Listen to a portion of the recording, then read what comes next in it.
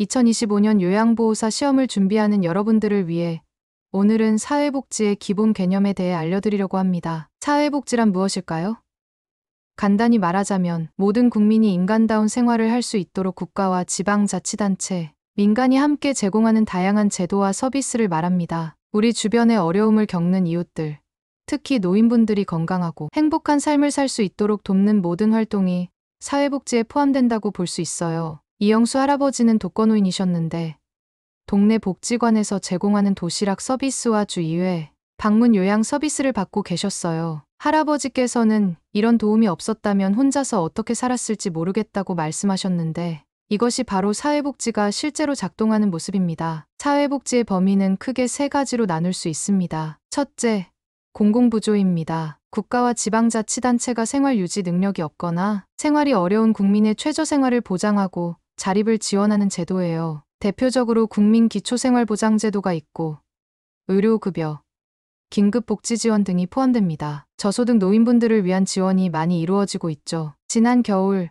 난방비가 감당하기 어려워 추운 집에서 지내시던 김옥순 할머니의 사례가 있었어요. 동주민센터에서 긴급복지지원을 통해 난방비를 지원해드리고 국민기초생활보장제도 수급자로 선정되어 매월 생계급여를 받게 되셨습니다. 둘째, 사회보험입니다. 국민에게 발생하는 질병, 노령, 실업 등의 사회적 위험을 보험 방식으로 대처하는 제도입니다. 첫째, 국민건강보험입니다. 질병이나 부상으로 인한 고액의 치료비로 가계에 부담이 되지 않도록 평소에 보험료를 내고 필요할 때 의료 서비스를 받을 수 있게 하는 제도입니다. 병원에 가면 본인 부담금만 내고 진료를 받을 수 있는 것도 이 제도 덕분이에요. 정할아버지는 갑작스러운 심장수술로 2천만 원이 넘는 의료비가 발생했는데 건강보험 덕분에 본인 부담금 300만 원만 납부하시고 수술을 받으실 수 있었어요. 건강보험이 없었다면 집을 팔아야 했을 거예요 라고 말씀하셨습니다. 둘째,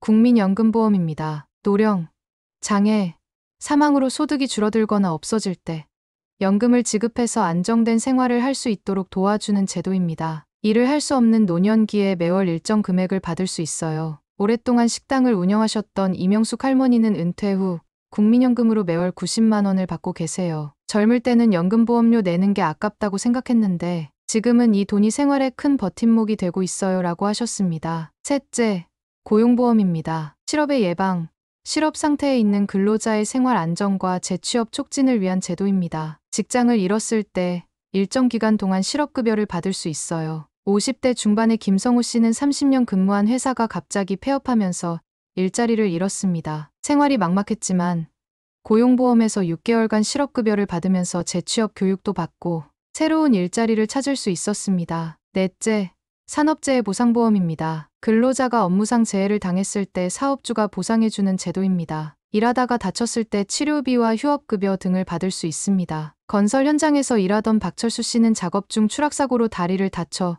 6개월간 일을 못하게 되었어요. 산재보험 덕분에 치료비 전액과 월급의 70%에 해당하는 휴업급여를 받으면서 치료에 전념할 수 있었고 지금은 건강을 회복해 다시 일터로 복귀했습니다. 다섯째, 노인장기요양보험입니다. 고령이나 노인성 질병 등으로 일상생활을 혼자서 수행하기 어려운 노인들에게 신체활동 또는 가사지원 등의 장기요양 서비스를 제공하는 제도입니다. 여러분이 요양보호사로서 일하게 될 때 가장 밀접하게 관련된 보험이죠. 중풍으로 거동이 불편해진 강동수 할아버지는 노인장기요양보험 덕분에 주 5회 방문 요양 서비스를 받고 계세요. 요양보호사가 집으로 방문해 목욕과 식사, 준비, 말벗 서비스까지 제공해드리니 할아버지의 건강 상태도 좋아지고 가족들의 부담도 크게 줄었습니다. 이 제도가 없었다면 자녀들이 직장을 그만두고 저를 돌봐야 했을 거예요 라고 말씀하셨습니다. 셋째, 사회서비스입니다. 국가나 지방자치단체, 민간부문의 도움이 필요한 모든 국민에게 복지, 보건, 의료, 교육, 고용, 주거, 문화, 환경 등의 분야에서 제공하는 다양한 서비스를 말합니다. 노인장기요양 서비스도 여기에 포함되고 여러분이 요양보호사로서 활동하게 될 영역이기도 합니다. 제가 일했던 요양원에서는 치매를 앓고 계신 박지영 할머니께 매일 목욕 서비스와 식사, 보조, 인지활동 프로그램을 제공했어요. 처음에는 낯선 환경에 적응하기 어려워하셨지만 지속적인 케어와 관심으로 6개월 후에는 표정이 밝아지고 일상생활 활동도 조금씩 좋아지셨습니다. 이런 변화를 볼 때마다 사회 서비스의 중요성을 실감하게 됩니다. 추가적으로 기초연금제도에 대해 알려드릴게요. 기초연금제도는 만 65세 이상의 어르신 중에서 소득과 재산이 적은 분들께 매월 일정 금액의 연금을 지급하는 제도입니다. 2025년 현재 소득인정액이 선정기준액 이하인 어르신들께 최대 38만 원까지 지급되고 있어요. 시골에서 평생 농사를 지으셨던 이순자 할머니는 공식적인 소득이 없어 국민연금에 가입하지 못했습니다. 자녀들도 각자의 생활로 경제적 지원이 어려운 상황이었는데 기초연금 덕분에 최소한의 생활비는 해결할 수 있게 되었어요. 고령사회의 구분에 대해 알아볼까요? 유엔에서는 65세 이상 노인 인구 비율에 따라 사회를 다음과 같이 구분하고 있습니다. 고령화 사회는 전체 인구 중 65세 이상 노인 인구가 7% 이상인 사회를 말합니다. 고령 사회는 노인 인구가 14% 이상인 사회를 의미합니다. 초고령 사회는 노인 인구가 20% 이상인 사회를 말합니다. 우리나라는 이미 초고령 사회에 진입했고 2025년 현재 노인 인구 비율이 계속 증가하고 있는 상황입니다. 이런 변화에 따라 요양보호사의 역할이 더욱 중요해지고 있어요. 대구 중구의 경우 인구의 27%가 65세 이상 노인이라 전형적인 초고령 사회의 모습을 보여주고 있어요. 동네의 노인복지관, 요양원, 데이케어 센터가 급증했고 요양보호사 수요도 크게 늘었습니다. 요양보호사도 계속 충원하고 있지만 아직 부족한 상황이라고 합니다. 기출문제를 함께 풀어볼까요? 다음 중 사회보험에 해당하지 않는 것은 국민건강보험, 국민기초생활보장제도, 국민연금, 노인장기요양보험. 정답은 2번입니다. 국민기초생활보장제도는 사회보험이 아니라 공공부조에 해당해요. 생활이 어려운 사람들에게 최저생활을 보장하고 자립을 돕기 위한 제도입니다. 실제로 경기도에 사는 최영희 할머니는 건강이 좋지 않아 일을 할 수 없는 상황에서 국민기초생활보장제도를 통해 생계급여, 의료급여, 주거급여를 받게 되었습니다. 이를 통해 최소한의 생활은 유지할 수 있게 되셨죠. 기초연금의 수급 대상자는 만 60세 이상 노인, 만 65세 이상 노인, 만 70세 이상 노인, 만 75세 이상 노인. 정답은 2번입니다. 기초연금은 만 65세 이상의 어르신 중에서 소득인정액이 선정기준액 이하인 분들께 지급됩니다. 최근 만난 64세 정미경 씨의 경우 소득과 재산이 적어 기초연금을 기다리고 계셨어요. 내년에 65세가 되면 기초연금을 받을 수 있어서 그때까지만 버티자 하고 있어요 라고 말씀하셨습니다. 이처럼 많은 노인분들이 65세가 되기를 기다리며 기초연금 신청을 준비하고 계십니다. 우리나라의 현재 인구 고령화 단계는 고령화 사회, 고령사회, 초고령사회, 중고령사회. 정답은 3번입니다. 2025년 현재 우리나라는 65세 이상 노인 인구 비율이 20%를 넘어 초고령 사회에 해당합니다. 요양보호사가 치매 노인을 돌볼 때 적절한 대처 방법이 아닌 것은 대화할 때 눈을 맞추고 천천히 말한다. 혼란스러워하면 현실을 계속 인지시켜 바로잡는다. 단순하고 반복적인 지시를 한다. 익숙한 환경을 유지해주고 규칙적인 일상을 만들어준다. 정답은 2번입니다. 치매 노인이 혼란스러워할 때 현실을 계속 인지시키려고 하면 더 불안해하고 저항할 수 있어요. 그보다는 노인의 감정에 공감하고 안정감을 주는 것이 중요합니다. 박할아버지의 경우 자신이 젊었을 때 일하던 공장에 가야 한다고 하셨는데 아니에요. 할아버지는 이미 퇴직하셨어요 라고 현실을 인지시키기보다는 일을 많이 하셨군요. 지금은 휴식 시간이니 조금 쉬었다가 이야기 나눠볼까요? 처럼 감정에 공감하면서 자연스럽게 대화 주제를 바꾸는 것이 더 효과적이었습니다. 인구 고령화와 노인복지의 개념. 먼저 인구 고령화에 대해 알아볼까요? 인구 고령화란 전체 인구에서 노인 인구가 차지하는 비율이 높아지는 현상을 말합니다. 우리나라는 이미 초고령 사회에 진입했고 2025년 현재 노인 인구 비율이 빠르게 증가하고 있어요. 경기도 양평의 한 마을은 인구의 40%가 노인이었어요. 젊은 사람들은 도시로 떠나고 노인들만 남아 농사를 짓고 계셨습니다. 노인복지는 이런 고령화 사회에서 노인들이 건강하고 존엄한 삶을 살 수 있도록 지원하는 모든 서비스와 제도를 말해요. 서울 종로구의 한 노인복지관에서는 매일 200명이 넘는 어르신들이 다양한 프로그램에 참여하고 계셨어요. 그중 박순자 할머니는 이곳에 오면 친구들도 만나고 새로운 것도 배우니까 삶의 의미를 찾게 된다고 하셨습니다. 노인복지 원칙. 유엔에서는 노인복지의 5가지 기본 원칙을 제시하고 있어요. 첫째, 독립의 원칙입니다. 노인들이 가능한 한 오랫동안 독립적인 생활을 유지할 수 있도록 지원하는 것이에요. 인천에 사시는 이명호 할아버지는 거동이 불편하지만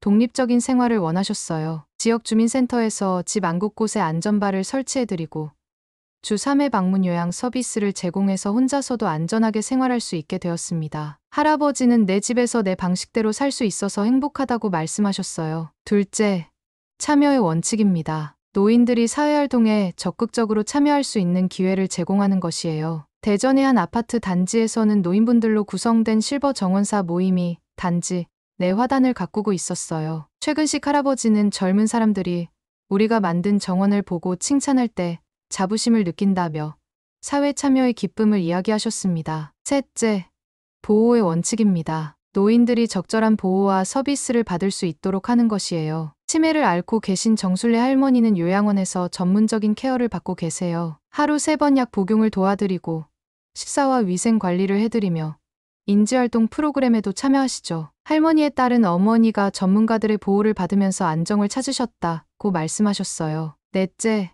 자아실현의 원칙입니다. 노인들이 자신의 잠재력을 개발하고 발휘할 수 있는 기회를 제공하는 것이에요. 강원도의 한 노인대학에서 만난 박정숙 할머니는 평생 배우고 싶었던 서예를 시작하셨어요. 1년 후에는 지역 전시회에 작품을 출품하셨고 이렇게 늦은 나이에도 새로운 재능을 발견하다니 놀랍다며 기뻐하셨습니다. 다섯째, 존엄의 원칙입니다. 노인들이 존엄과 안전 속에서 살 수 있도록 하는 것이에요. 요양원에서 일할 때 만났던 김영우 할아버지는 항상 깔끔한 옷차림을 중요하게 생각하셨어요. 요양보호사들은 할아버지의 이런 성향을 존중해 매일 아침 정성껏 옷을 골라드리고 머리도 단정하게 해드렸습니다. 작은 배려였지만 할아버지의 자존감을 지키는 데 큰 도움이 되었죠. 노인복지사업 유형. 노인복지사업은 크게 3가지 유형으로 나눌 수 있어요. 치매사업 및 건강보장사업. 치매안심센터는 치매 조기 발견과 예방, 상담, 돌봄까지 통합적인 서비스를 제공하는 곳이에요. 제가 방문했던 서울 노원구 치매안심센터에서는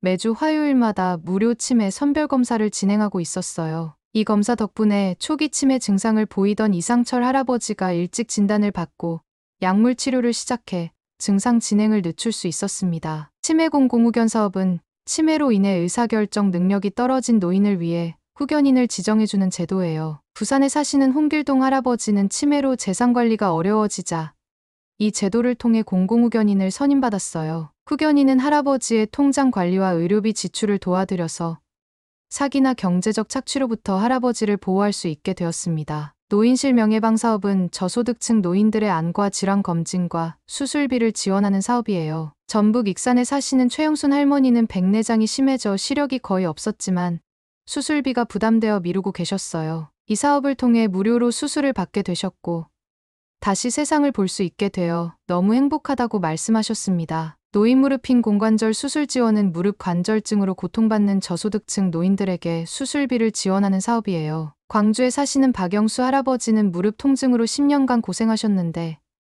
이 지원으로 수술을 받고 다시 걸을 수 있게 되셨어요. 이제 손자와 함께 공원도 갈 수 있어 좋다고 기뻐하셨습니다. 노인건강진단은 저소득층 노인들에게 무료 건강검진을 제공하는 사업이에요. 경남 거제의 한 보건소에서는 매년 4월에 지역 노인들을 대상으로 건강검진을 실시하고 있어요. 이 검진으로 김순자 할머니의 고혈압을 조기에 발견하고 치료를 시작했는데 만약 발견하지 못했다면 뇌졸중 위험이 높았을 거라고 의사가 말했대요. 노인 사회활동 및 여가활동 지원. 노인 일자리 및 사회활동 지원 사업은 노인들에게 일자리나 봉사활동 기회를 제공하는 사업이에요. 대구의 한 초등학교에서는 지혜돌봄이 프로그램으로 노인분들이 등하교 시간에 아이들의 안전을 지켜주고 계세요. 이 중에서 이정희 할머니는 아이들이 할머니하고 반갑게 인사할 때 보람을 느낀다고 말씀하셨어요. 노인자원봉사는 노인들이 자신의 경험과 지식을 사회에 환원할 수 있는 기회를 제공해요. 제주도의 한 노인복지관에서는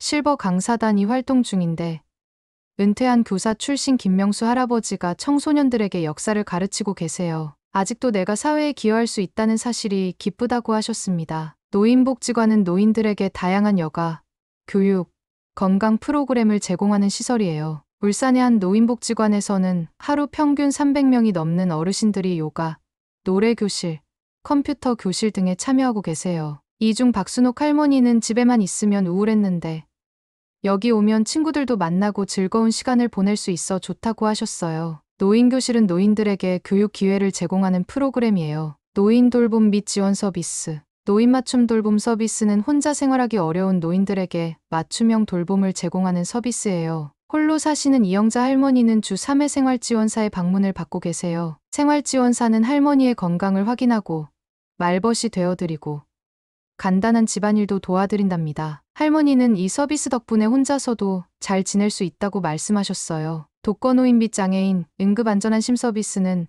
혼자 사는 노인들의 안전을 위해 응급상황 감지 센서와 알림 장치를 설치해주는 서비스예요. 김철수 할아버지는 작년에 화장실에서 넘어져 몇 시간 동안 도움을 받지 못했던 경험이 있으셨어요. 이 서비스를 통해 움직임 감지 센서와 응급호출기를 설치받으셨고 얼마 전 다시 넘어졌을 때는 바로 도움을 받을 수 있었다고 합니다. 독거노인 공동생활홈 서비스는 홀로 사는 노인들이 함께 생활할 수 있는 공간을 제공하는 서비스예요. 전남 순천의 한 마을에서는 5분의 할머니들이 공동생활홈에서 함께 지내고 계세요. 그중 한 분인 박말순 할머니는 혼자 살 때는 외롭고 무서웠는데 지금은 서로 의지하며 살아서 든든하다고 말씀하셨어요. 노인보호 전문기관은 노인학대를 예방하고 학대받은 노인을 보호하는 기관이에요. 시험에 자주 나오니 꼭 확인해주세요. 노인보호 전문기관에서는 지역 내 노인학대 신고를 접수하고 현장 조사를 통해 학대 피해자를 지원하고 있어요. 최근에는 아들에게 경제적,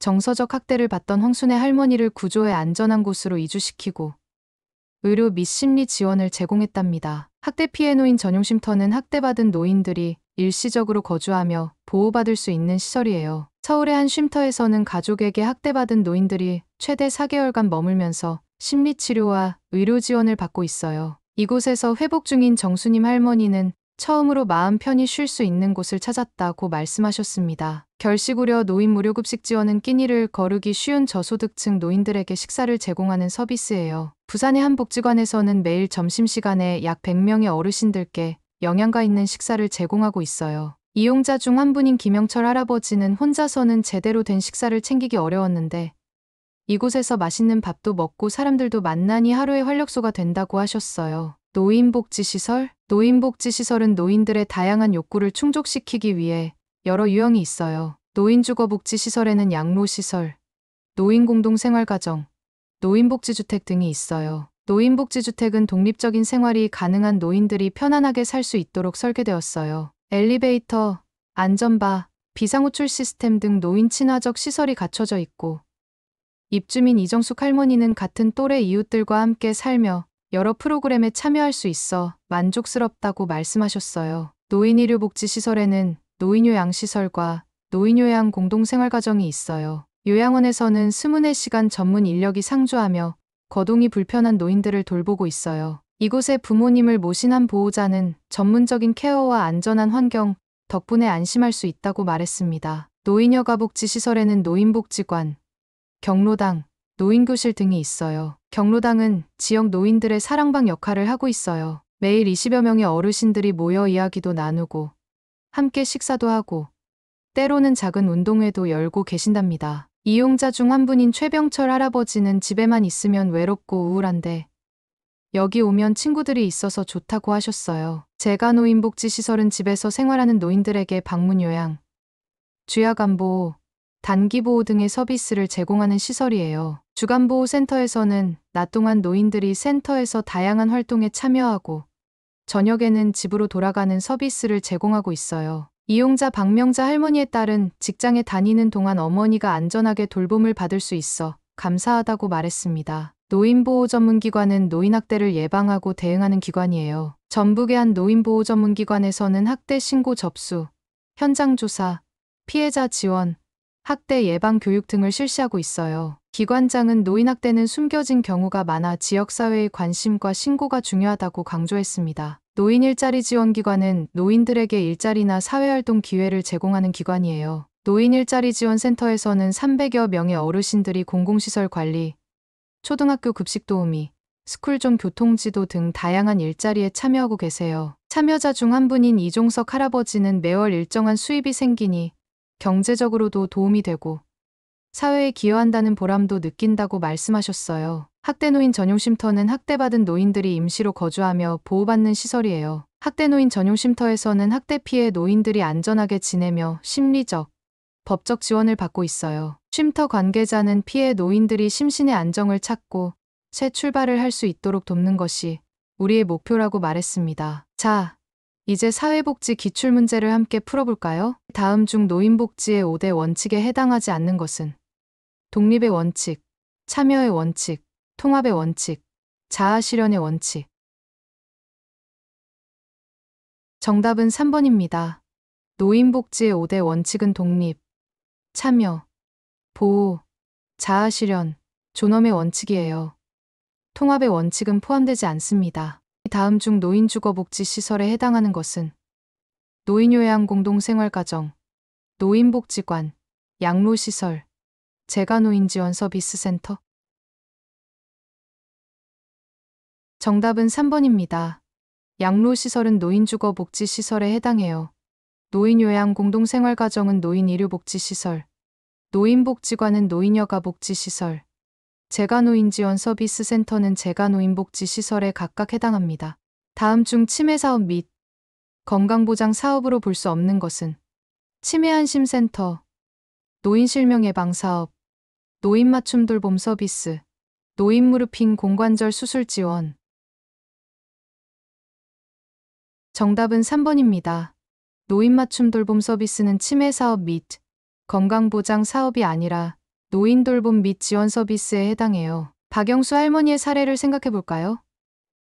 할머니는 초기 치매 진단을 받으셨지만 건강 상태는 양호해서 집에서 생활하고 계셨어요. 치매안심센터에서는 인지재활 프로그램을 제공해드렸고 노인맞춤 돌봄 서비스를 통해 주 3회 생활지원사가 방문해 안부를 확인하고 일상생활을 도와드렸어요. 이처럼 두 서비스는 목적과 내용이 다르답니다. 요양보호사가 학대가 의심되는 노인을 발견했을 때 적절한 대처 방법이 아닌 것은 노인학대 사실을 발견하면 즉시 신고한다. 학대 상황에 대한 객관적인 증거를 확보한다. 학대 행위자를 직접 설득하고 교정한다. 노인보호 전문기관이나 경찰에 신고한다. 정답은 3번입니다. 요양보호사가 학대 행위자를 직접 설득하고 교정하려고 하면 오히려 상황이 악화될 수 있어요. 적절한 대처는 노인보호 전문기관이나 경찰에 신고하는 것입니다. 오늘 배운 내용이 여러분의 요양보호사 시험 준비에 도움이 되셨으면 좋겠습니다. 오늘 알려드린 내용이 도움이 되셨다면 구독과 좋아요 한 번만 눌러주시면 합격을 위한 영상으로 보답하겠습니다.